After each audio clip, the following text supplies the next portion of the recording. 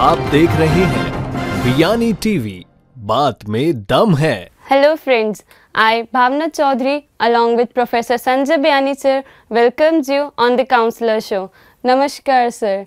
भावना, स्वागत आपका। Thank you sir for inviting me on this show. I'm very glad to come here. Good. So sir, today my question is, sometimes we don't find college so very interesting, like we have lectures on and on, so what we should do along with study so that we enjoy our college hours? तो भावना, कहाँ से basically आप belong करते हैं? Sir, I'm from Gujarat. Gujarat से आप राजस्थान पढ़ने आए हैं? Yes कैसा sir. लगता है आपको यहाँ? Very good. Very good. Yes sir. देखिए भावना, ये ऐसा इसलिए होता है क्योंकि देखिए आपका जो इंटरेस्ट है वो किस में लगा है। जब तक आपके जीवन में, आपके माइंड के अंदर, क्योंकि तुम्हारा नाम भावना है, तो जब तक आपका ड्रीम, आपकी जो इच्छा है, आपका जो करियर है, वो बहुत ब्राइटर नहीं होगा, उसको आपने बहुत अच्छा विजुलाइज नहीं कर रखा होगा, आपने अपने आप से बहुत बड़ा तय नहीं कर रखा होगा, आपके बहुत बड़े एम्बिशन नहीं होंगे, तब तक आपको पढ़ाई में क्यों इंटरेस्ट आएगा? क्योंकि कुछ करना है इसलिए पढ़ रहे हैं। लेकिन अगर ऐसा नहीं हो कि मेरे को भाई पढ़ाई कर रहे हैं या एजुकेशन है वो किसी मकसद के साथ है, अगर ऐसा जब बन जाएगा तब आप पढ़ाई को एंजॉय करोगे। अभी क्या, पढ़ाई को आप बर्दाश्त कर रहे हो, पढ़ाई को आप टाइम पास कर रहे हो उसके अंदर, पर जैसे ही आपको ये समझ में आएगा कि मेरे को चार्टर्ड अकाउंटेंट बनना है, मुझे कंपनी सेक्रेटरी बनना है। कौन सा सब्जेक्ट आपका? Science, PCM. साइंस है। तो आपने अगर तय कर लिया कि मुझे प्रोफेसर बनना है, नेट क्वालिफाई करना है, तो आप फिर अपनी स्टडी में एंजॉय करने लगोगे, क्योंकि आपने अपने टारगेट के साथ अपनी स्टडीज़ को कोरिलेट कर लिया है। मुझे लगता है ज़्यादातर बच्चों के साथ ऐसी प्रॉब्लम होती है कि वो तय नहीं करते कि उन्हें क्यों पढ़ रहे हैं, बस पढ़ रहे हैं एवं ही, तो फिर काम नहीं होता। मुझे लगता है कि शायद इसके पीछे जो बड़ा कारण है वो ये है कि अभी आपका इंटरेस्ट जो है पढ़ाई में पूरी तरह से डेवलप नहीं हुआ है, क्योंकि कॉलेज आवर्स को आप एंजॉय नहीं कर पा रहे हैं। मुझे तो ऐसा लगता है भावना कि हर परिस्थिति में इंसान को एंजॉय करना चाहिए। अगर कहीं पे अगर हम दौड़ भी रहे हैं, कभी हम ट्रेन में बैठें, कभी हम बस में बैठें, कभी हम क्लास में बैठें, कभी हम गार्डन में बैठें, हर परिस्थिति को एंजॉय किया जाना चाहिए, क्योंकि ये एंजॉय करना एक आदत है और इसमें बड़ा मस्ती है।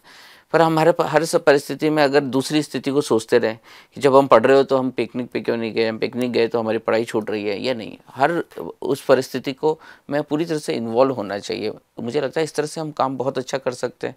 सो कुल मिला के मुझे बात ये समझ में आई, मैं आपसे रिकंसाइल भी करना चाहूँगा कि क्या बताओ भावना, क्या जीवन में वास्तव में कोई बहुत बड़ा लक्ष्य है क्या? ट्रूली बताना। नो सर, एज सच तो कुछ नहीं है। कुछ नहीं है ना, बस यही प्रॉब्लम है। अगर वो कुछ लक्ष्य तुम्हारा तय हो जाए कि अपने को बस ये, इससे कम में समझौता नहीं, then you will enjoy your studies. तो मुझे लगता है कि इस बात पे ध्यान देना चाहिए। तो सर, व्हाट इफ अगर कोई मतलब कोई सब्जेक्ट समझ में नहीं आता है तो शायद हम उसे एंजॉय नहीं कर पाते हैं, तो उस रिलेटेड हमें क्या करना चाहिए? देखिए, कोई आदमी मेहनत तब करेगा जब उसको जरूरत है, कोई समझना ही क्यों चाहेगा? मुझे तो ऐसी बात बताओ कि क्या चीज़ समझ नहीं आ सकती है कि इंसान को 50 ट्रिलियन सेल्स एक बॉडी में इंसान की, हर सेल की मेमोरी पावर 8 GB है ना, और हर सेल की में 30 ट्रिलियन DNA। ये तो साइंस पढ़े हो, तुम अच्छी तरह जानते हो। इतना पावरफुल इंसान को कोई चीज़ समझ में नहीं आई, हाउ इट पॉसिबल? पर ज़रूरत ही नहीं है। आदमी जब ज़रूरतमंद होता है तो काम करता है। इसलिए वो सब लोग जिनको अमीरी मिली वो संघर्ष नहीं करते, और वो लोग जिनको गरीबी मिली वो बेजा संघर्ष करते हैं। अगर आपके सपनों में तड़प होगी और आपकी में विल पावर बड़ी होगी और आपने कोई चीज़ तय कर ली है, तो फिर दुनिया बदलेगी, तब फिर आप उसको एंजॉय कर पाओगे। इसलिए तय करो और दुनिया बदलो, बहुत आसान है।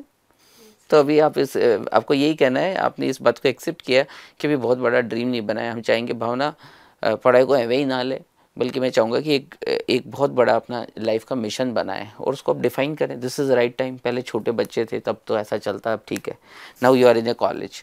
सो हम चाहेंगे कि आप हर चीज़ में एंजॉय करो, पढ़ाई को भी एंजॉय करो, है ना, पिकनिक को भी एंजॉय करो, और अपने हॉस्टल लाइफ को भी एंजॉय करो। अगर ऐसे कर सकोगे तो फिर आप देखेंगे कि आप में एनर्जी लेवल बढ़ेगा, आप में डलनेस ख़त्म होगी, और you will excel and like anything. Yes sir, thank you sir, I got a good answer for this question. So कैसे करोगे? अब नाउ मैंने आपको आइडिया दे दिया, now how you will implement it?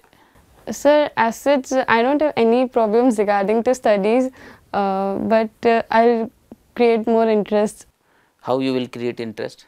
Sir इसके लिए मैं अपना एक तो गोल सेट करूँगी, और गोल सेट करने के बाद उस पर वर्क करना, उस पर प्लान करना कि मैं उस चीज़ तक कैसे पहुँच पाऊँगी।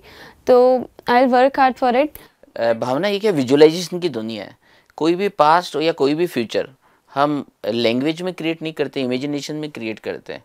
सो you have to create imagination कि आपको पहुंचना कहाँ है 10 साल बाद में। तो जैसे ही आपकी इमेजिनेशन स्ट्रांग होती जाएगी, आपका बॉडी जो है भावनाओं से जुड़ता जाएगा और आप अधिक मेहनत कर सकोगे। Yes sir. सर आपकी बात से मैं सहमत हूँ, बट कोई और भी रीज़न हो सकता है इसके पीछे? बिल्कुल बिल्कुल, आपने सही बोला। देखो भावना, हम वैसे ही देखते हैं दुनिया को जिस रंग का हमने चश्मा लगा रखा होता है। सपोज हमने ग्रीन चश्मा लगा रखा है, हम सब ग्रीन दिखने लग जाता है हमारे को। हर आदमी दूसरे को वैसे ही जज कर रहा है जो उसके माइंड के अंदर है। सो कई बार हम परसेप्शन बना लेते हैं अपने माइंड के अंदर कि ये तो ऐसे ही होंगे, ये तो टीचर ऐसे ही हैं। मेरे इसके हिसाब से बहुत से बच्चे हर क्लास में एक परसेप्शन बना लेते हैं एक टीचर के बारे में, तो उसको सुनते ही नहीं है। मुझे लगता है ये भी एक रीज़न हो सकता है कि हम एक परसेप्शन बना लेते हैं, बोरिंग स्टडीज़ क्यों करूं। तो इस तरह का एक माइंड में हम साइकोलॉजी बना लेते हैं। तो आप देखेंगे कि आप जो भी क्लास में बच्चे पढ़ते हैं, तो उनमें से कुछ टीचर्स को दे आर लाइकिंग, उनका एक परसेप्शन बन जाता है उन टीचर्स के बारे में, because of the seniors, because of the on thinking, what ever may be the reason. तो इस वजह से भी फिर मुझे लगता है कि कई बार हम बोर होने लग जाते हैं, क्योंकि हमने खुद ही बोरियत क्रिएट कर ली है, क्योंकि हमने पहले ही माइंड को साइकोलॉजिकली डेवलप कर लिया है। ये परसेप्शन आप किसी सब्जेक्ट के लिए भी बनाते हैं। जैसे आप पीसीएम से हैं या बायो ग्रुप से हैं? पीसीएम। हाँ, तो मैथमेटिक्स के बारे में कुछ लोग एक परसेप्शन रखते हैं, कुछ लोग फिजिक्स के बारे में एक परसेप्शन रखते हैं, और कुछ लोग तो इतना खतरनाक परसेप्शन रखते हैं कि वो फिर उसके बाद में कभी निकल ही नहीं पाते, वो माइंड उनका चलता ही नहीं है। सो परसेप्शन में भी वन ऑफ द रीज़न। सो एक राइट परसेप्शन होना चाहिए। इस माइंड को जितनी चुनौती दी जाती है, माइंड उतना ही चलता है ना। ना तो मैथ्स मुश्किल है, ना केमिस्ट्री मुश्किल है, ना फिजिक्स मुश्किल है, कोई भी सब्जेक्ट मुश्किल नहीं है। हमारे परसेप्शन बहुत मुश्किल है, वहाँ प्रॉब्लम है। तो improve your perception and make your goal crystal clear, defined, make it define very clearly.